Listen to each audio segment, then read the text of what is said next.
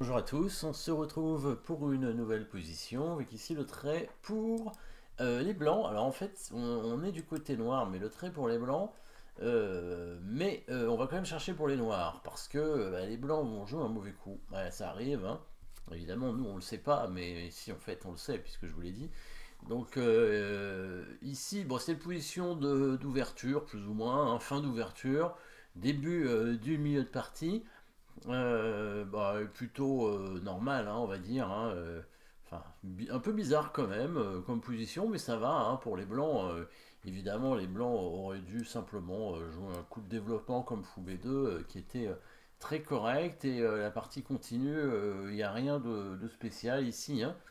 Alors il y a un clouage sur le pion ici, mais en fait ça n'a pas d'importance parce que si les noirs prennent, les blancs reprennent simplement du cavalier et ensuite ils reprennent de la dame.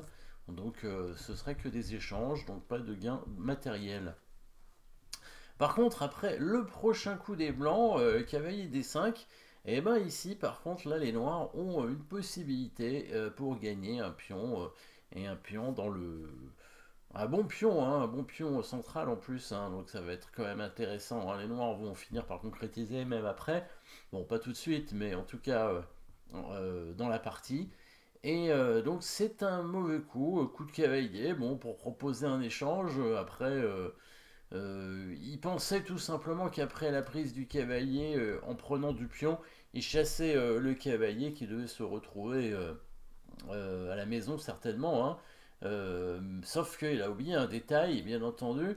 Et bah, ce détail, on l'a vu, hein, puisque il y a ce clouage ici, hein, sur le pion, qui est très intéressant, puisque cette fois, quand on prend le pion ici avec le cavalier, hein, parce qu'il faut prendre avec le cavalier, puisqu'il est attaqué, bah, les blancs peuvent pas reprendre le pion, le cavalier avec le pion, ils sont obligés de prendre du cavalier, et on reprend ici. Le pion peut pas reprendre, et si la dame reprend, évidemment, il y a cette petite enfilade qui permet de gagner la tour derrière, tout simplement. Un détail que les blancs évidemment ont oublié, hein, le coup de cavalier prend pion, en D4 certainement.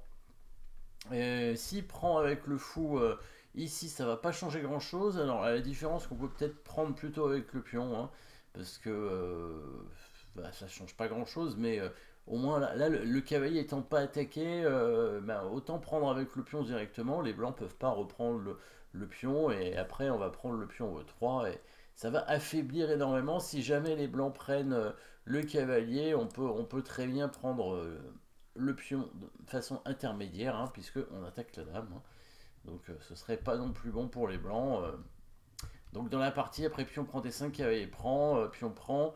Je crois que les blancs ont joué le fou en B2 et les noirs ont tout simplement pris ici en E3, sans craindre évidemment le coup de dame en D4, hein, qui ne donne pas grand chose. Bon, c'est une menace de mat, mais après la prise en F2, les blancs sont quand même obligés de prendre le pion, et là les noirs vont simplement défendre en poussant peut-être le pion F6, hein, tranquillement ici, avec le roi blanc qui s'est affaibli. Après, la tour peut prendre ce pion peut-être, hein, on peut continuer l'analyse, mais à mon avis, la position blanche est plutôt compliquée. Un petit échec ici, le roi qui va être obligé de revenir où il était, et les noirs qui peuvent proposer un échange de tours simplement, hein.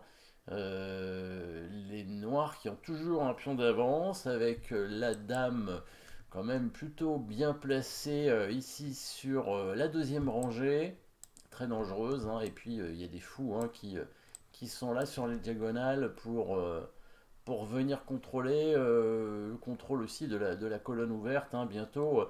Parce que si les blancs font ça, est-ce qu'il ne va pas y avoir un petit problème sur la première rangée, ou alors on va tout simplement échanger les dames peut-être, avec coup de dame en D1 pour échanger les dames. On peut aussi faire cet échec pour voir où il va. Petit échec, le roi est un petit peu obligé d'aller en G2. Là, après, on peut faire un échec en F3 avec le fou pour dévier le roi, hein, l'obliger à prendre le fou. Et du coup, on prendrait son fou derrière, on récupérerait encore un pion. Le roi blanc commence à se balader un petit peu. Alors, on a l'impression que les pièces blanches sont actives, hein, bien sûr, hein, la tour sur la septième rangée avec une batterie d'âme fou, mais comme il y a le pion de toute façon qui bloque, bah, les blancs n'ont pas de menace.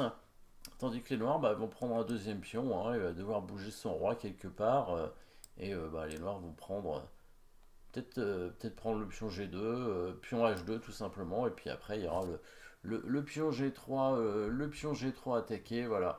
En tout cas, grosse erreur ici de la part des blancs dans ce début de milieu de partie, hein. Il aurait dû se contenter d'un coup de fou ici en B2 et là c'était plutôt une bonne position pour les blancs, hein, qui s'était bien développé, qui avait évité l'échange du fou apparemment, hein, puisque le fou est venu en H1, ça veut dire que le fou noir était allé en H3 pour proposer un échange. Le fou est revenu en H1 et bon, le fou H3 est revenu en G4 aussi, hein, pour certainement clouer le cavalier. C'est pour ça que la dame se retrouve assez bizarrement placée en D2 et le fou était venu en H6 pour. Il a bien fait finalement, hein, ça lui a permis de gagner un pion grâce à l'erreur des blancs. Voilà, merci d'avoir suivi cette position. N'oubliez pas de vous abonner et à très bientôt.